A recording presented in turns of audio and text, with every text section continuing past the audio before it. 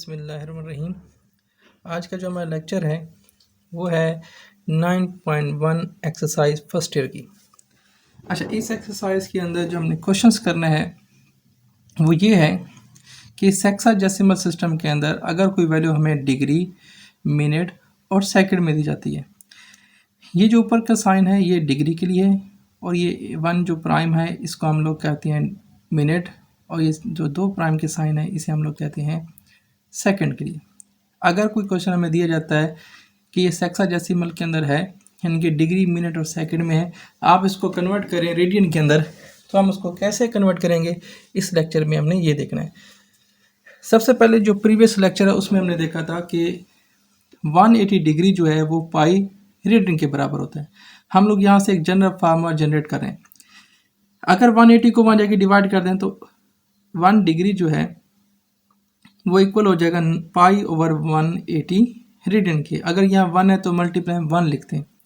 अगर यहाँ 2 डिग्री कर दें तो इस पाई ओवर 180 रेडियन के साथ 2 मल्टीप्लाई हो जाएगा।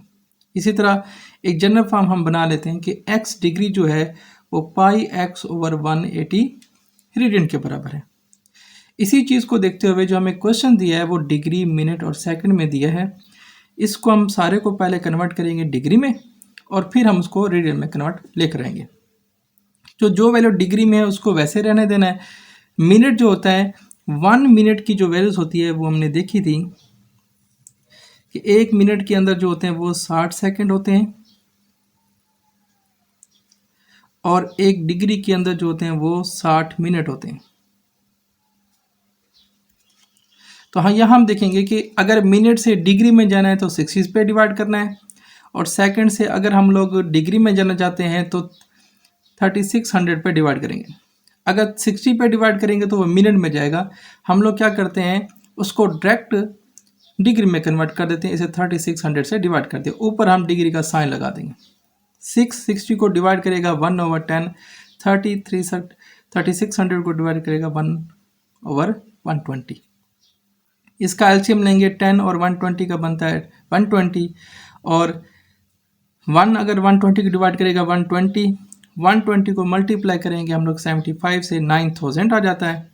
और इसी तरह अगर हम 120 को डिवाइड करें 10 पे तो आंसर आ जाता है 12, और इसी तरह 120 को डिवाइड करेगा आंसर 1। इनको जमा करने से 9013 ओवर 120 डिग्री में आंसर आ जाता है।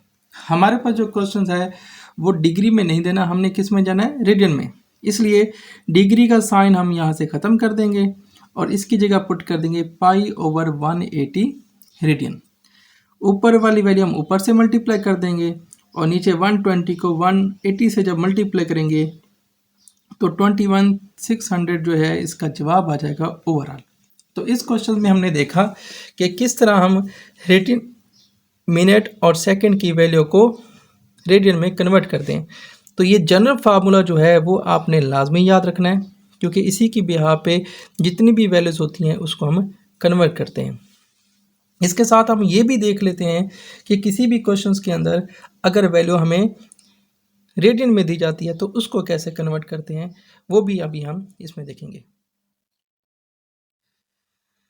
अच्छा जी, अब जो क्वेश्चन नंबर 2 है इसी 9.1 एक्सरसाइज का, उसके अंदर हमें वैल्यू दी गई हैं रेडियन में और उसको हम कन्वर्ट करेंगे सेक्साडेसिमल। सेक्साडेसिमल के अंदर हमने पहले भी बताया था कि क्वेश्चन जो होगा वो रेडियन में दिया जाएगा और हम उसको क्या कन्वर्ट करेंगे, डिग्री, मिनट और सेकंड की फॉर्म में। इसमें भी वो जनरल फार्मूला आपने याद रखना है जो मैंने पिछले क्वेश्चन में बताया कि 180 डिग्री जो है वो पाई रेडियन के बराबर है। और अगर हम लोग 180 को पाई से डिवाइड कर दें तो ये हमारे पास आता है 1 रेडियन। अगर यहाँ पे हम मल्टीप्लाई 1 कर देंगे तो 1 रेडियन है, और अगर यहाँ मल्टीप्लाई 2 कर देंगे तो वो 2 रेडियन की वैल्यू दे देगा। इसी तरह यहाँ 3 कर देंगे 3, हम यहाँ लिखेंगे 180 ओवर पाई मल्टीप्लाई यहाँ x is equal to 2x radian. अगर x रेडियन की वैल्यू हो तो उसको डिग्री, मिनट में हम ऐसे कन्वर्ट करेंगे। एक जनरल फॉर्म बनाने का एक तरीका है आसानी के लिए। यहाँ पे हम क्या करेंगे, 25 पाई 36 रेडियन को ख़त्म करके हम क्या लगा देंगे 180 ओवर पाई और इसका जो जवाब है वो समझने के डिग्री मिनट में हम निकालेंगे। पाई से पाई को क्रॉस कर देंगे और फिर हम मल्टीप्लाई कर देंगे 125 को मल्टीप्लाई करेंगे 180 के साथ, तो जिसका सोल्यूशन बनता है 4500 डिवाइडिंग बाय 36। इसी को आप लोग जवाब 4500 को जब हम डिवाइड करेंगे 36 से तो ये पॉइंट्स में वैल्यू देता है। अच्छा, इसमें एक और जो चीज़ है जो मैं आपको बताना चाहता हूँ, स्टूडेंट्स को अक्सर पता नहीं होता, मेन जो चीज़ है ये 120 आंसर डायरेक्ट आ गया, लेकिन जैसे ही आप इसको डिवाइड करेंगे तो फ़ौरन आपने क्या करना, इस कैलकुलेटर पे एक बटन होगा जिस पे ये डिग्री, मिनट और ये सेकंड के साइन है, ये डिग्री मिनट से इस बटन को क्लिक कर देना, जो भी जवाब आ जाए। ये तो खैर 120 एग्जैक्ट एक नंबर आ गया है। अगर यहाँ पॉइंट्स में होता तो पहली वैल्यू डिग्री की, दूसरी मिनट की, तीसरी सेकंड की बन जाती, तो ये डिग्री में जवाब बन गया। ठीक हो गया, तो ये क्वेश्चन भी हमारे पास हो गया।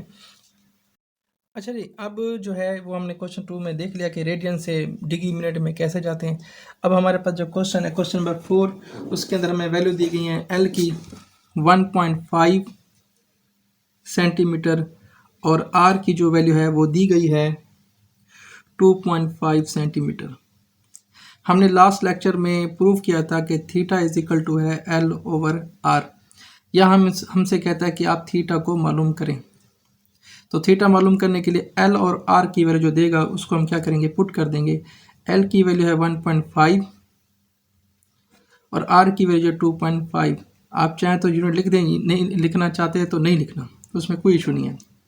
1.5 को अगर हम लोग डिवाइड कर दें 2.5 के साथ तो इसका सोल्यूशन बनता है 0.6 और जो एंगल की वैल्यू होती है वो हमेशा रेडियन में लिखी जाती है। तो इस क्वेश्चन के अंदर हमने सीखा कि अगर हमारे पास सवाल के अंदर लेंथ ऑफ आर्क, रेडियस की वैल्यू दी जाएगी तो एंगल की वैल्यू कैसे फाइंड आउट करते हैं। इस फार्मूले के लिहाज से हमें इन तीनों में से कोई भी एक चीज़ वो मिस कर सकता है और वो बाकी जो है वो दो देगा। उन दोनों की हेल्प से हम बाकी वैल्यूज़ की निकालते हैं।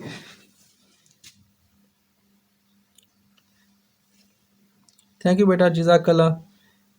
9.1 का लेक्चर ये था। इसके अलावा एक और क्वेश्चन है वो हम लोग प्रूव करते हैं। क्वेश्चन नंबर 14 स्टूडेंट अक्सर कहते रहते हैं उसकी समझ नहीं आती है, वह मुश्किल सवाल है। क्वेश्चन 14 को देखते हैं और फिर आगे का लेक्चर शुरू करते हैं।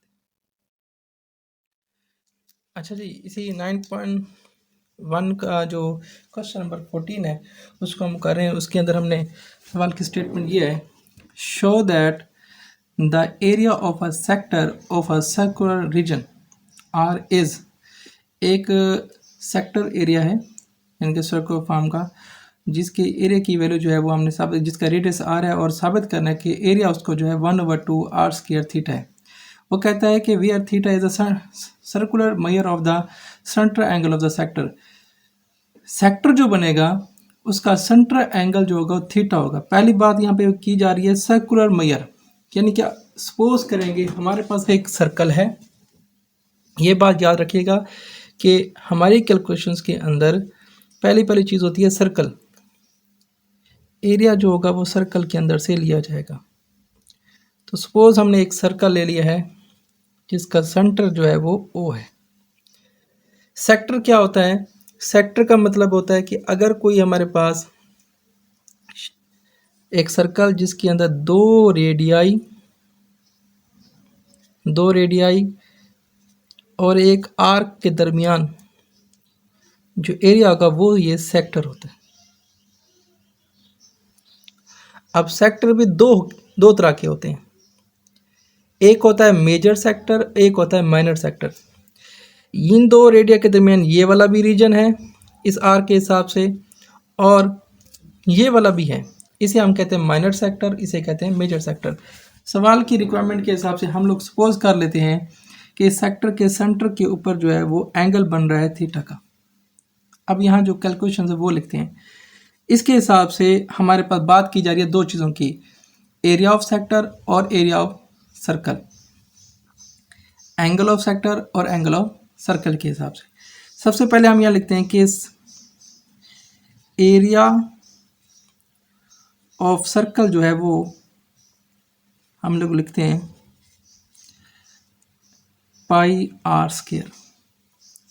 फिर लिखते हैं एरिया ऑफ सेक्टर, इसकी वैल्यू नहीं दी गई, उसको हम ए से रिप्रेजेंट कर लेते हैं। फिर उसके बाद एंगल की बात की जाए, फिर लिखेंगे एंगल ऑफ सेक्टर थीटा। फिर लिखते हैं एंगल ऑफ सर्कल 2 पाई। किसी भी सर्कल के अंदर जो एरिया होता है वो हमारे पास होता है पाई आर का स्क्वायर, और उसका जो एंगल होता है सर्कल का वो 2 पाई होती है। मतलब एक सर्कल के अंदर जो कैलकुलेशंस होती है हमारे पास वो 2 पाई रेडियन की फॉर्म में रखता है। अच्छा जी, हमने क्या लिखा, एरिया ऑफ सर्कल जो है पाई आर स्क्वायर है, एरिया ऑफ सेक्टर जो वो ए है क्योंकि हमने मालूम करना है, एंगल ऑफ सेक्टर थीटा है, angle of circle 2 pi radian लिखना चाहें तो आप लिख सकते हैं। अब आपने जैसे हम लोग क्लासों में टेस्ट लेते हैं ना, किसी बच्चे का हम कहते हैं कि क्लास में टेस्ट लिया 10 नंबर का, हम कहते हैं 9 में से 10 नंबर हैं, 7 में से 10 नंबर हैं, 6 में से 10, 10 में से 6 हैं, 10 में से 7 हैं, 10 में से 9, ये जो नंबर लेते हैं क्लास में, तो हम लोग लिखते हैं टोटल में से जो गेन होता है वो, यानी कि जो गेनिंग होगा वो ऊपर होता है, टोटल नीचे। अब इस फिगर के अंदर जो हम बात करें सर्कल की, एरिया ऑफ सेक्टर की, इसके अंदर जो एरिया ऑफ सर्कल है वो बड़ा है और एरिया ऑफ सेक्टर छोटा है। तो यहाँ हम लिखेंगे बाय एलिमेंट्री ज्योमेट्री के हिसाब से, उसमें हम रेशोज लेंगे, एंगल का एंगल के साथ, एरिया का एरिया के साथ। ये बात यहाँ पे ध्यान में रखिएगा कि हम इसको कैसे लेते हैं, बाय एलिमेंट्री ज्योमेट्री। उसमें आपने लिखना है कि जो एरिया है सेक्टर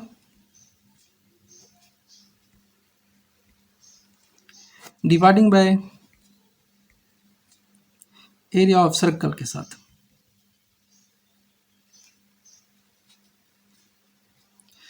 एंगल ऑफ सेक्टर